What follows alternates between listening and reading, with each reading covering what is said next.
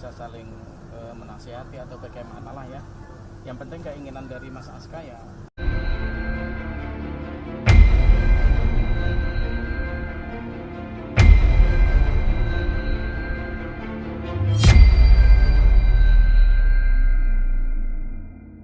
Rumah tangga masih bisa menyatu kembali begitu. Keinginannya ya. Artinya ntar ini hari ini yang jawaban dari gugatan Nindi sendiri? Iya, itu ada gini. Jadi ada beberapa kesalahan menurut versi kita ya. Misalnya gugatan itu dialamatkan di rumah mertua di jalan sana ya, di Senayan ya. Padahal Mbak Nindi sama Aska itu tinggalnya di Pondok Pinang gitu. Itu kan sudah salah. Kenapa salah? Karena kalau pengadilan itu pasti ada ingkrah namanya, putusan tetap. Ketika ada putusan tetap itu harus ada eksekusi kan? Ya kalau alamatnya di mertua nggak bisa dieksekusi, orangnya bukan di situ, itu pertama.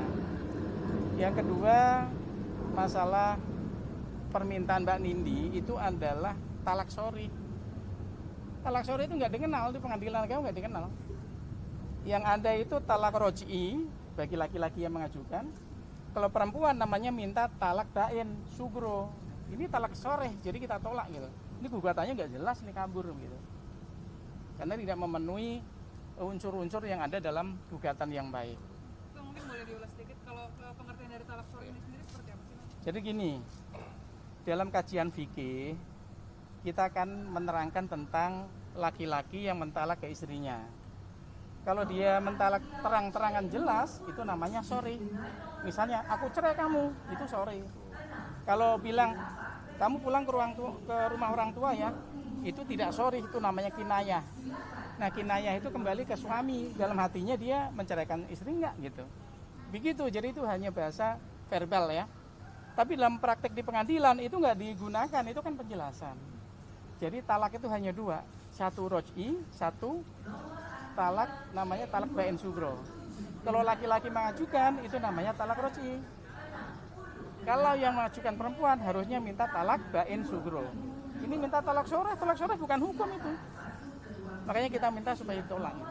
Tapi dalam perjalanannya enggak, Mas Askara sendiri belum pernah mentalak Mbak Nindi? Belum Bang. Dan akan minta diajukan untuk mengubah Bang atau gimana?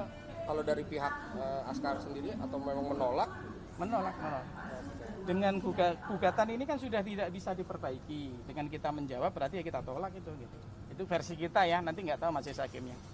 Tapi yang jelas ada unsur-unsur yang menyebabkan itu cacat formil gitu.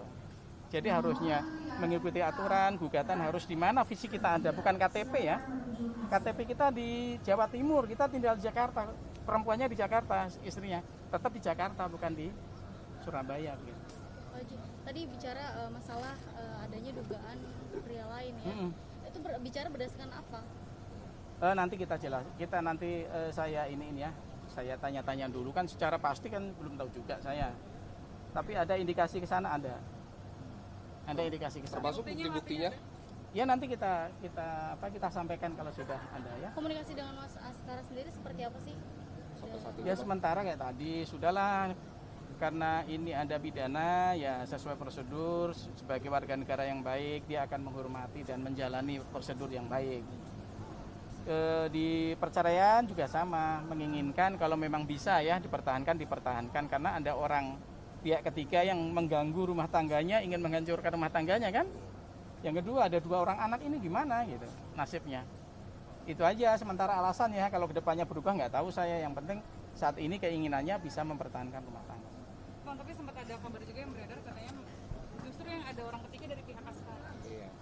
Ya kan pernah itu isunya kan tahun 2015, 2016 ya teman-teman aja kayak ngasih hadiah gitu kan.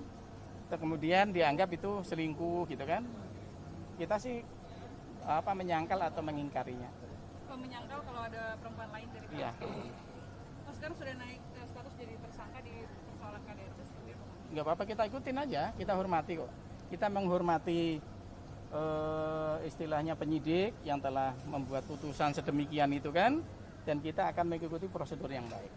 Berarti kemarin udah sempat memberikan keterangan juga Bang ke Polres Selatan dari pihak Askanya? Iya, sudah. Untuk pengacaranya Bang sendiri juga? Ada tim kita, jadi saya fokus di perceraian, ada tim saya juga bareng-bareng tangani ke sana. Juga ada strategi dari kuasa hukum untuk yang KDRT sendiri. Strateginya ya namanya pengacara ya, kita akan mengikuti prosedur yang baik, akan kita bela sebaik-baiknya, mengumpulkan bukti-bukti yang meringankan, saksi-saksi yang meringankan gitu. Bang, kalau misalkan sampai titik akhirnya pihak Nindi sendiri nggak mau cabut gugatannya sendiri, seperti apa tuh Bang? Jadi Kita ikutin aja prosedur itu kan dari pengadilan tingkat pertama, pengadilan tingkat kedua, kasasi, PK ya kan. Kalau selama Mas Aska tetap tidak mau bercerai kan masih ke sana. ada kemungkinan artinya pengadilan lebih memihak ke laki-lakinya atau seperti apa? Bukan, bahasanya bukan memihak ya. Kalau pengadilan itu karena pengadilan itu berdasarkan keadilan, pasti dia objektif. Nanti bukti-bukti itulah yang akan menentukan bagaimana putusannya. Misalnya nih eksepsi kita ya, Mas Aska, eksepsi itu kan banyak tuh. Kalau itu dikabulkan ya otomatis gugatan gugur kan. Tapi kalau itu ditolak ya berjalan, gugatannya berlanjut sampai nanti pembuktian, putusan. Nanti putusannya bagaimana? Misalnya dikabulkan untuk bercerai, Mas Aska masih banding bisa. Itu ada putusan lagi cerai, masih kasasi masih bisa. Lalu agenda selanjutnya seperti apa Bang? Agenda minggu depan itu replik dari pihak Mbak Nindi ya, melalui kuasanya. Itu berarti jawaban atas yang jawaban Abang hari ini? Iya, replik itu namanya replik kan.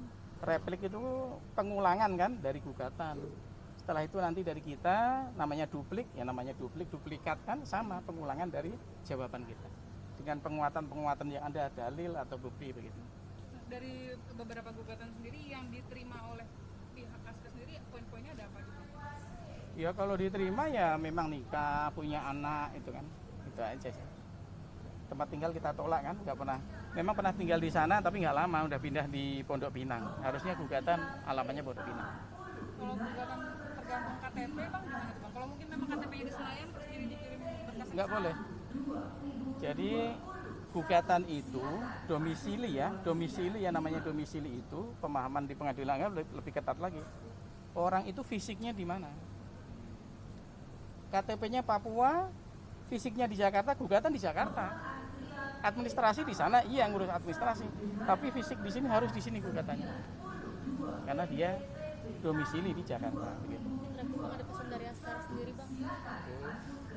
Sekarang pesannya sih ya seperti yang saya sampaikan tadi, dia ingin tetap mempertahankan rumah tangga.